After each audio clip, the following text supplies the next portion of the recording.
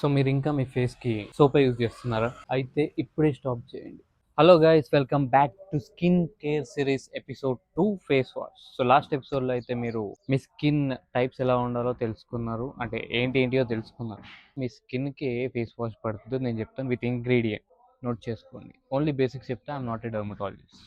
మీది గనుక oily skin అయితే మీ face wash gel based or foam based ఉండేలా చూసి అండ్ ఇంగ్రీడియంట్స్ విషయానికి వస్తే salicylic acid, niacinamide, tea tree oil, charcoal ఉండేలా చూసుకోండి. ఇవన్నీ ఉన్నా ఓకే.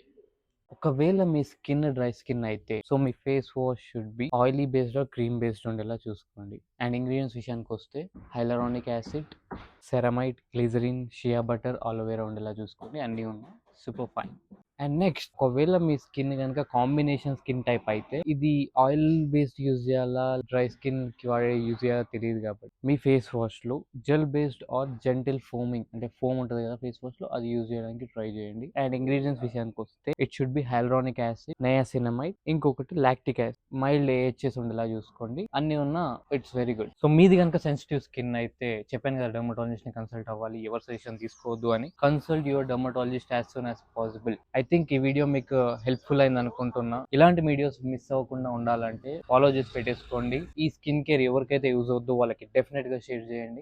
ఇలాంటి ఇన్ఫర్మేటివ్ వీడియోస్ కోసం subscribe and see you in episode 3 toner.